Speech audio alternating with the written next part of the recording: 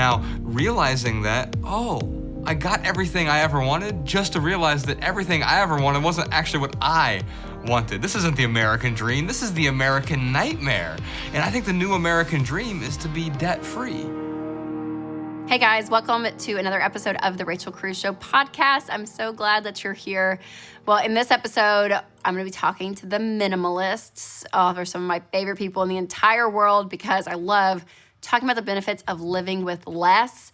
And they have a new documentary out, so I cannot wait for you to hear from them. And then I answer a question from Liz, who sent her question through the Ask Rachel email and is wondering where investment properties fall in the baby steps. It's a great question and one a lot of people have been asking. But first, let's talk through a tough money conversation that no one really wants to have, but is so necessary. Conversations around this subject, around money, are often more valuable than money itself, which is why today we're going to talk about one of those conversations that can be kind of, and it's about talking to your parents about their finances. Okay, here's why this is an important conversation, because there will come a day where you need to know what's going on with their money and what their wishes are.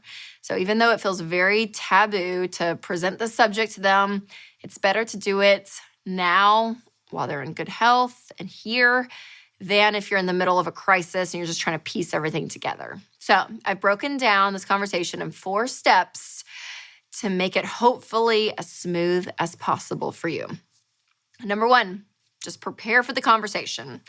If I were you, I would make a list of things that you want to cover with them. Like if you have no idea their situation, there's probably going to be a lot to ask. So you want to ask about a will, an estate plan, what kind of debt they have. Do they have investments? Do they have a retirement plan? Do they have life insurance? Do they have a plan for assisted living? Do they have long-term care insurance? Are they aware at all about all the things that pry on older people to get their money and like identity theft schemes, all of that? So there's some big bases to cover with them. So make that list and prepare. Number 2, when you're having the conversation, be clear, be humble, and be kind. When you're meeting with them, your goal for the conversation is to talk about their future because you want to make sure that everyone is on the same page. And you don't want to come across like a know-it-all. Hey, mom and dad, we're on baby step 4, 5, and 6. You need to know what's going on.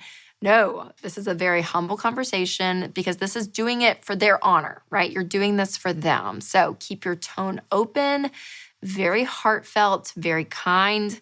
Be slow in how you talk to them. Don't be aggressive. And one of the things too is you can just call out that, hey, this is kind of awkward. This is a really awkward conversation, but it's really important. And so just saying it on the front end, if you feel that awkwardness there, just call it out. And also, don't make them feel judged for their financial decisions. So if they're sharing information with you, obviously don't be like, well, that was dumb. Why'd you do that? Or, ooh, okay. Like, be honoring for where they're at financially, okay? And also make it sure that they know that you're not just after their inheritance. We're like, how much money are you leaving me? No, that is not the point of the conversation. The point of the conversation is making sure that they are taken care of in the later stages of their lives. And when something happens, because it's not an if, it's a when, that their wishes are granted, that their legacy and what they want in this part of their life is honored. So also, when it comes to the conversation, listen more than you speak. So this will show them that you are caring about them. And ask questions like, hey, what do you envision for your life in the next year, or the next 10 years? Talk to them about their life. Number 3, ask them about their current plans. So ideally, they've already had some things in the works, but maybe they haven't. So again, ask them about a will and an estate plan. This can be a really touchy subject. So what you really have to make sure of is that they have a will. That's first and foremost. And if you're extra good on the communication side of the family, like a bonus would be that you know and the whole family knows what is in their will. So it's not like this dramatic movie scene where it's like the reading of the will and no one knows what's going on. Ideally, everyone's on the same page. But again, that could be a different conversation. But just know, you need to know that they have a will. And if they don't, you really need to emphasize that they need one, especially if they have a spouse that is going to be still living, making sure that they are taken care of. Also, make sure they have term life insurance. So if they are out of debt, if they have a fully funded emergency fund and no one is relying on their income anymore, then at that point they are self-insured and they don't need life insurance. But they do need term life insurance if a spouse is still dependent on the other's income, Social Security, all of those kind of things. If they still have debt, if they have little savings, all of that. Now, if they have a whole life policy, not great because they're really overpaying for life insurance and it's not in their best interest. So they can take that whole life money and buy a much better term life insurance policy. So term life insurance is way more affordable. So once they switch to term life insurance, then they can cancel their whole life policy. Now, getting a quote on term life insurance is really easy with Zander Insurance. All you have to do is plug in their information at Zander.com and they will shop around for them. They don't have to do all the digging themselves. Zander will find the best rates for them. And best of all, Zander does all the work for free. They make it so easy and convenient and affordable. So go to Zander.com to get your free quote. Also, you want to talk to them about debts and paying off debts, getting them out of debt. Because what happens when you're out of debt, it gives so much more freedom, so much more peace, so much more options for the family. And encourage them to do this without preaching at them like, oh, mom and dad, because sometimes parents don't want to hear from their kids. That's a thing. But lovingly say, hey, this is what we've seen. This is probably going to set you up really well if we start working on paying off your debt and helping them and saying, hey, we're here to assist you in celebrating with you and encouraging you, all of that. You also want to talk to them about assisted living. So listen, this is kind of an awkward one because, of course, no one wants to leave their house. No. But you may want to talk about options and ask them questions like, hey, can they get help around the house? Can they live with you? Is there assisted living facilities where they already know someone? You can really reframe this conversation if they don't want to talk about it. Just to ask the questions, like know where they're at. That's the goal. Because some parents feel guilty of spending their life savings on care, but they don't need to feel that. It's their money, so it's okay. Also talk to them about long-term care insurance. If they're older than 60, they need this. According to the Alzheimer's Association, the estimated cost for care in the last 5 years of life is $367,000 for people with dementia and $233,000 for those without. And most health and disability insurances will not cover the costs. So a lot of Americans spend $140,000 out of pocket for long-term care on average. So this insurance will really help you with the costs so you're not having to pay this crazy amount out of pocket. And the average annual cost for long-term care insurance, it's a little expensive, but again, it's worth it. So it's around $1,700 to $4,200 for men, $2,700 to $7,200 for women. So it's a little bit more of a complicated subject, but again, you want your parents taken care of and they need this in place if they're older than 60. And I've done a lot of research on this topic, so I will put the link in the show notes, or you can just Google How to Talk to Your Parents About Money by Rachel Cruze.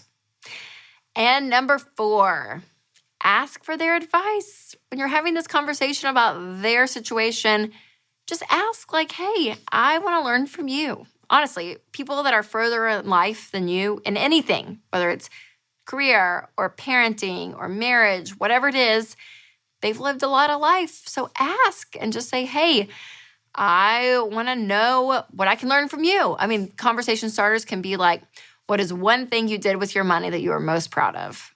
If you could do anything different with your money, what would it be? Ask them what the biggest financial risk they took and it paid off. Like, what was that? What did that look like? Ask them what you should teach your kids about money. You can even ask, hey, mom and dad, what do you wish for me and my finances? Like, getting their answers to these questions is always interesting because it's going to help them reflect on old memories, speak into your life, and they really get a sense of the legacy that they are leaving. It can be a really rich, interesting conversation. So again, it's kind of vulnerable. it's kind of like out there of like, oh, I got to talk to my parents about money, but you really do. Breaching the conversation can be very awkward. I understand. The more you know and understand what's going on, the easier it's going to be for you as the adult child to help make decisions for them and their legacy. And there's nothing more valuable than that. So hopefully that helps in guiding all these crazy things we have to talk about on this show when it comes to money, but it's some important ones. I am so excited because some of my favorite guests, the Minimalists, are here. Guys, welcome back. Thanks for having us back. Y'all are some of my favorite people. I talk Likewise. about you in my book half the time on this show. We're always talking about the Minimalists, so I love having you here in the flesh. Yeah, it's good to be here. Thanks for being here. Yeah. Amen. Okay, so for people that are kind of newer to your message, obviously the Minimalists gives a brief overview of what you guys are passionate about, but what is minimalism? Well, it starts with our stuff, right? We have all this clutter in our lives. The average American household has 300,000 items in it. That'd be great if it was making us happier, more content, more joyous, more peaceful, more tranquil. But you know it's doing the opposite. More stress, more anxiety, more discontent, more overwhelm. We're doing more. In fact, we're pursuing more than ever. And we're not stopping to consider, how might your life be better with less? And that's really where minimalism starts with us, with that question, understanding the benefits of simplifying, of letting go. We start dealing with that external clutter, then we look inside and we say, you know what? I've got psychological clutter, mental clutter, emotional clutter, spiritual clutter, career clutter, relational clutter. We're able to start dealing with that once we've cleared the excess physical clutter in our lives. Yeah. And it's an amazing thing, though, because I know I've talked about it on the show, but even doing the challenge. Yeah, the minimalism game. Oh, yeah. Yes. How'd that go for you? It's amazing. It's amazing, y'all. Because in my new book, I talk about like quality versus quantity. And I lean quantity. I lean having like 20 pairs of earrings that I get to choose from, all of that. That's like naturally where my bent is. And I say on that scale, you want to have that moderation, because if you go too much on that side, obviously you end up with so much. And I'd say it, I'm so guilty of that. So doing the game helped me so much. Awesome. Like clearing it out. And even just this idea, I mean, you guys talk about it all the time, but it's true, of just that your stuff is not going to make you happy. No. Did you make it through the full month? I did, yes. That's awesome. I know. I was telling y'all earlier, though, I think one picture, because I did it on social media. I tracked it.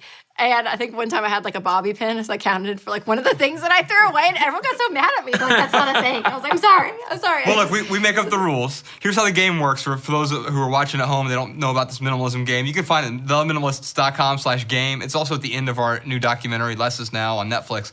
And basically, it starts off at the beginning of the month. You get rid of one item. But you team up with someone, so a friend, family member, coworker. Decluttering's boring. We make it a little more fun, a little more challenging with some friendly competition, right? And so beginning of the month, first day, one item. Second day of the month, 2 items. Third day of the month, 3 items. Starts off really easy. Get you that momentum you need. By the middle of the month, though. You're hitting day like 18. You're like, Yeah. 18 things? Right. I gotta find 18 things. Tomorrow I gotta get rid of 19. Yes. Yeah. That's awesome. You made it through the whole month. That's like, yeah, I did it. That's like Totally. 500 items almost. That's it was amazing. incredible. It was amazing. Okay, so why do you think, because it's so common sense, right? We know this. We chase after stuff. It's part of like the American culture. Why do you think it's just not clicked? Like, why? How is it that people just, it's not like, it's like, man, it just doesn't stick. Common sense, unfortunately, isn't too common these days. I know. And I was stuck in that boat. I mean, when I first heard about minimalism and Josh introduced me to it, that's the first thing I thought. I was like, oh, this is common sense stuff. But here's a philosophy that helps put these common sense things into practice. I think one of the major aspects is we see over 5,000 advertisements a day. And it's really crazy because, like, even drug commercials, right? Like the United States and New Zealand are the only 2 countries you can advertise drugs in. And then you go to other countries, don't even allow billboards. And it's here in the United States, because we allow all those things, we see so much advertisements that it seeps in. It gets into our subconscious. And we all have this crisis of meaning. Like we want to be significant. And advertisers know this, and they play on it. So what they do is they put a commercial together or a campaign together, and they're like, hey, you have this problem. It's okay you have this problem, because guess what? We have the solution for this problem. So those advertisements just, I think, is what really helps us or makes us disconnect from that common sense stuff. Yep. Where minimalism, what I really appreciate about it is how it helps filter through all that noise.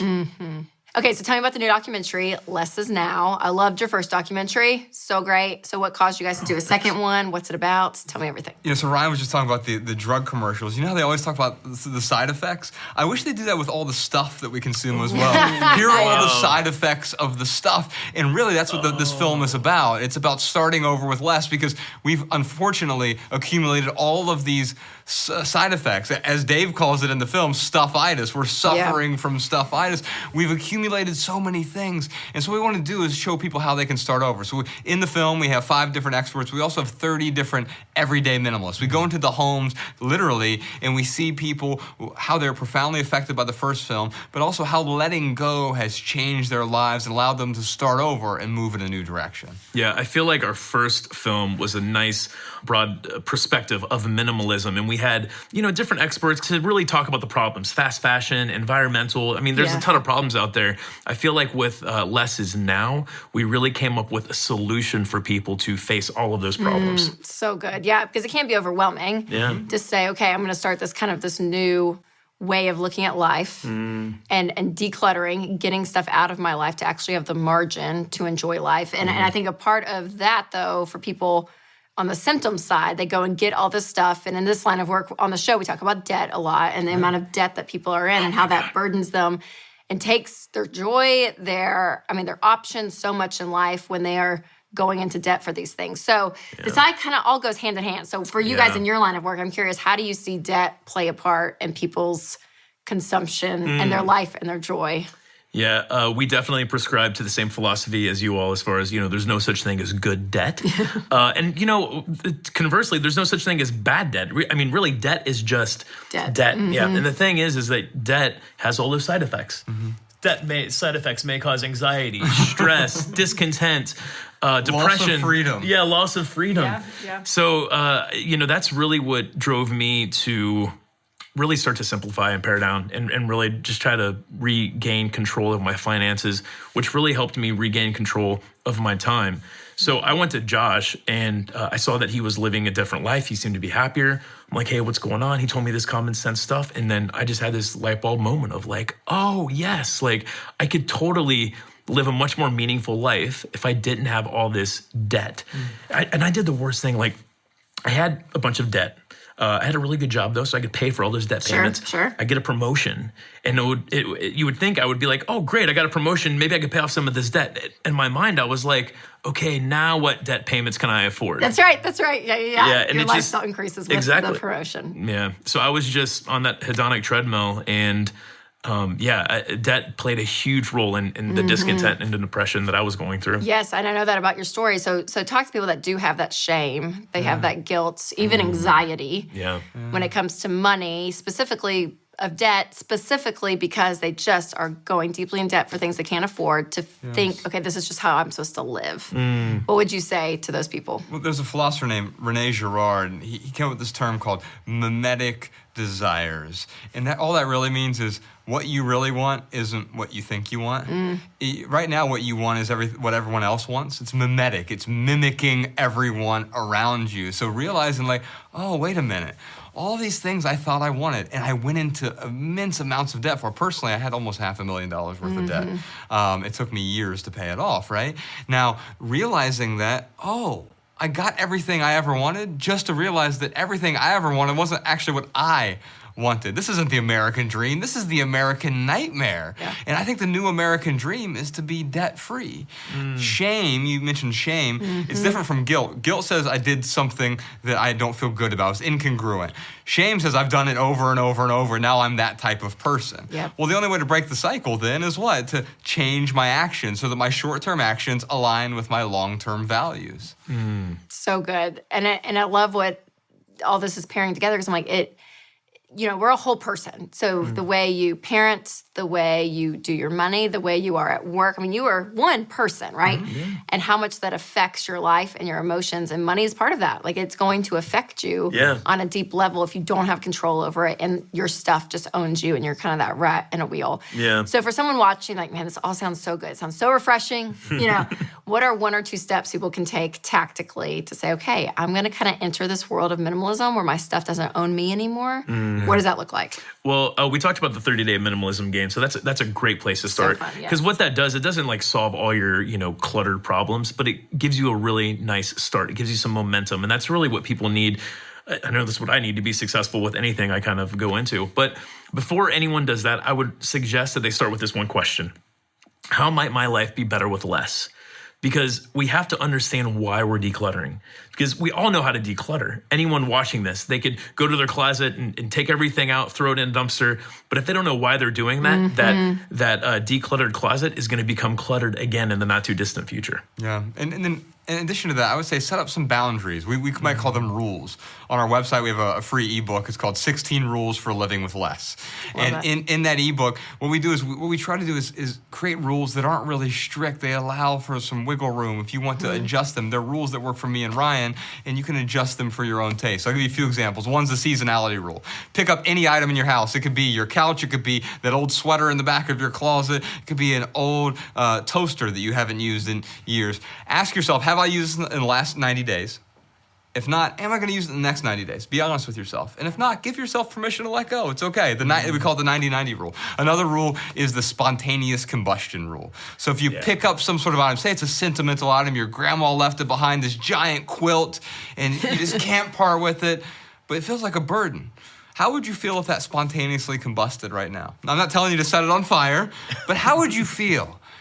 And if you realize I'd feel really upset, well, then maybe it has some sort of meaning to you. But if you feel a relief, like most people would, maybe it's a sign it's time to let go. Yeah. So good. Oh, you guys, I'm about to go home and clean up my closet again. Every time I hang out with them, I'm like, geez, I'm going to go back through my house. I'm sorry, or you're welcome. I don't know. It's all of it. It's all of it. Well, I love the message, you guys. I love you all personally. I think you're just so wonderful. And everyone, make sure to check out their new documentary on Netflix. Check out the first one, too. Just binge it all because it's all so good. But Less is Now. Make sure to check it out. And where can everyone find you guys? It's real simple. They can go to theminimalists.com and they can find everything there, from our podcast, the books, to our YouTube channel, everything. So fun. Well, I'm having them stick around because we're going to film one more episode after this. It's going to air next week. So get ready for part 2. Thanks, you guys. Thank you.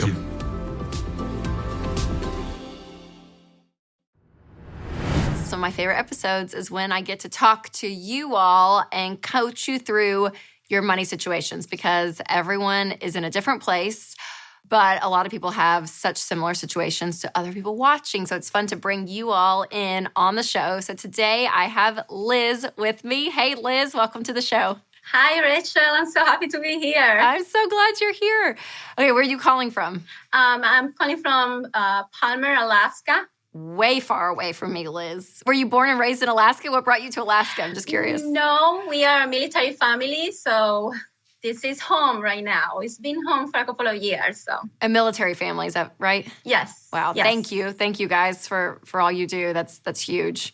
And you guys just started really this money journey, right? You plugged into Financial Peace University. Yes. So kind of tell me where you guys are, what got you into this. Yes. So we actually, my husband and I just started Financial Peace University online because we are trying to get settled for retirement in the next couple of years. So we just finished Baby Step 1. Yay. We got that one. Yes. And we are actually going to start working now this month on Baby Step 2. So that's what brings me to ask the question today. It's awesome. So I'm curious, in Baby Step 2, how much debt do you guys have? We have $43,000 in debt right now. That's without counting the debt that I'm going to ask for today. Yes. So your question revolves kind of around this Baby Step 2. So what is it? So we have a home that is not a primary home. We own that home for a little over 9 years now, and we are planning on keeping that home as a rental property. So the question is, and me and my husband, we've been going back and forth with it, should we include that mortgage debt on Baby Step number 2, or we should wait? Should we wait until we get to Baby Step 6 and get that mortgage payment and our primary home mortgage payment all together on baby step 6? Yes, that's a great question. Well, my answer is going to be actually answer C, which will be a little different. But I first want to ask you before we dive into it, where is the rental property? Is it near you guys? Is it Yes. back? Okay. It's here in Alaska also. It's in another town. Okay. It's in another city. Yes. And you guys primarily are wanting to keep it specifically just for a rental property, not to move back to that home or anything, but just more for an investment. Is that what you would say? Yes. Okay. Just an investment. So my answer, you're not going to like me, Liz, because you're going to be like, no. I know. What I would recommend, honestly, if it's not your primary residence, is to sell it. So this would be in the same vein as if you had any kind of investment that was not retirement. So if you just had a mutual fund, for instance, that was not tied to retirement, we would say cash that out, put everything to baby step 2. So having this second mortgage, basically the second house, at this point in the baby steps, we would say to eliminate it, actually sell it, which I know hurts your heart, this piece of advice, but it's to throw everything at it. And I will say to eventually come back to that, because real estate is an incredible investment. I come from a real estate family. My dad loves real estate. My husband loves real estate. Rental properties, paid for real estate is some of the most fun investment, I think, besides just putting money away right in a 401k. I love the idea of real estate because it is an asset that will go up in value. And there's just so much, there's interest to it, right? It is fun. So I am not against rental properties. I am not against real estate. In fact, I love real estate beyond traditional investing just in the markets. But where you guys are right now, honestly, my recommendation would be to sell it. Considering you're not upside down in it, that there's kind of nothing attached to it. But to have the goal to say, okay, well, once we are completely debt-free, even your primary mortgage, to go and that baby step 7 is to build wealth and become incredibly generous. And part of building that wealth can be to go back and cash flow real estate investments at that point. But I know that probably hurts, doesn't it? That's probably not what you wanted to hear. I'm really neutral. I didn't know what the answer was going to be. I know my husband is really passionate about it, and it was our first home, actually. So there's still memories in there. For sure. But yeah, if that's what we need to do, that's what we need to do, because we're not doing this each. Yes. We're doing the whole thing all in. So yes, which I thank you. Yes, absolutely. And I think what's hard too is we become so attached to stuff, and rightly so, right? And especially a home. I'm like, that is I remember our first home. I'm like, that's where all 3 of my kids were born. So I brought them all home from the hospital. It's where we were first married. I mean, all of it, right? All these memories flood in to specifically even your home. So there is this level of attachment to it. But also to say that there's other options. There will be other things that you're going to get to plug into to still scratch that real estate itch, if you will, in that investment piece later on in your journey. But I think for you guys right now to be able, how much is it worth? Do you know off the top of your head if you guys sold it? I think my husband said it's about $390 right now. And how much do you guys owe on it?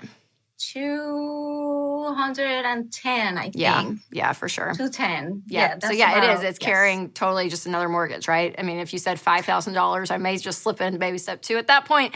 But usually it carries a hefty mortgage is what I find for most people. Just like you guys, for sure. So I think the best bet is to to sell it, let go of it. Put all that extra cash that you guys have, because that's going to propel you really forward. If you're going to have that much equity in it, you'll be able to pay off all your debt, fund your emergency fund, really push toward retirement, because I know you guys, that's why you started Financial Peace University, is for this retirement, right? So getting that piece of your life settled away and fully funded, all of these things are going to line up. And I think it may take a level of stress off you guys that you may not even realize you're carrying. But when you're carrying a whole other mortgage, a whole other home, at this point still with debt and $1,000 in the bank, it kind of could be a level of relief as well. Yes. Sounds actually smart. The smart thing to do at this point. So thank you. Yeah, we've been debating this whole thing, me and my husband, for a couple of weeks now. Yes. So that's why we asked the question, just to get the best advice on it. So thank you. Well, I'm so glad you asked, and thank you for asking, because again, everyone's at different points in their journey, but this comes up a lot. And a lot of people keep their first home. You know, I mean, this is so common and so normal. So I know your question has helped so many people out there, hopefully, to give them permission and the freedom to really jump forward with their baby steps. So Liz, thank you so much for your time again and coming on and asking your question. I so appreciate it. Thank you so much, Rachel. We appreciate everything you and your family do for us. Oh, well, thank you. You guys are killing it. And I can't wait to hear once you're debt-free and comfortably in retirement. It's going to be so great. So awesome. Yes. And if you guys want to go on a journey just like Liz and her husband, make sure to check out Ramsey Plus. You can do a free trial if you go to RamseySolutions.com, sign up for Ramsey Plus, and get plugged in because these videos, this content, this coaching, I mean, everything around your money journey, Ramsey Plus is going to have for you to walk alongside you guys because it's a really hard journey. It can be discouraging at times, but also it's encouraging so you can be plugged in with other people and know what's going on for you and your family. So again, go to RamseySolutions.com and start your free trial of Ramsey Plus. And if you have a question for me, then go on any of my social media channels, whether it's Twitter, Facebook, YouTube, Instagram, ask your question and you can be like Liz, coming on the show and we can talk through your situation. Well, I hope that Liz's question helped you guys because, again, I know real estate, as we're recording this, is just insane and investment properties are like all the rage. People are talking about it. So hopefully that gave some clarity, not just to Liz, but for you guys listening. And I want to thank Joshua and Ryan for coming on, the Minimalists. Oh, they're just amazing. And I love always chatting with them. And I hope you guys enjoyed this episode. Thank you so much for listening. And if you've not hit that subscribe button, make sure to do that. And if the Spirit leads, you can leave a review. And remember, as always, make sure you take control of your money and create a life you love.